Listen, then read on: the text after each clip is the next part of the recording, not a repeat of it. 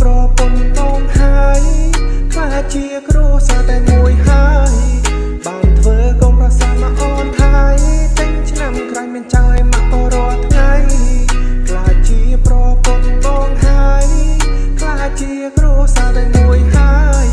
បានធ្វើកុំប្រសាមកអូនហើយតែឆ្នាំក្រោយមានចៅឲ្យមកបរាល់ថ្ងៃ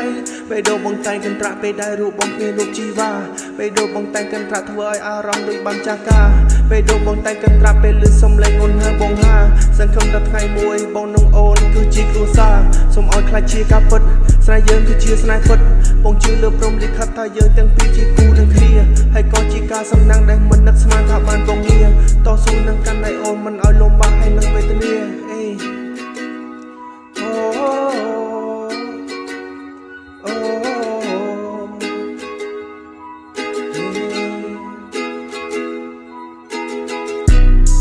ខ្លាចជាប្រពន្ធបងហើយ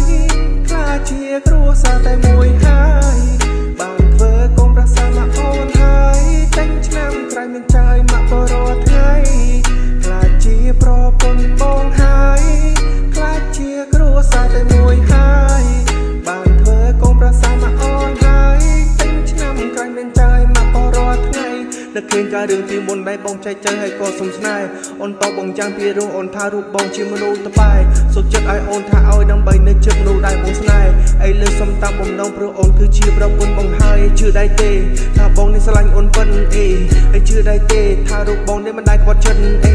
ហើយជឿដែរទេរឿងទាំងអស់គឺមិនប្រឌិនហើយបងក៏សន្យាថានឹងមើលថែអូនមួយជីវិតអូ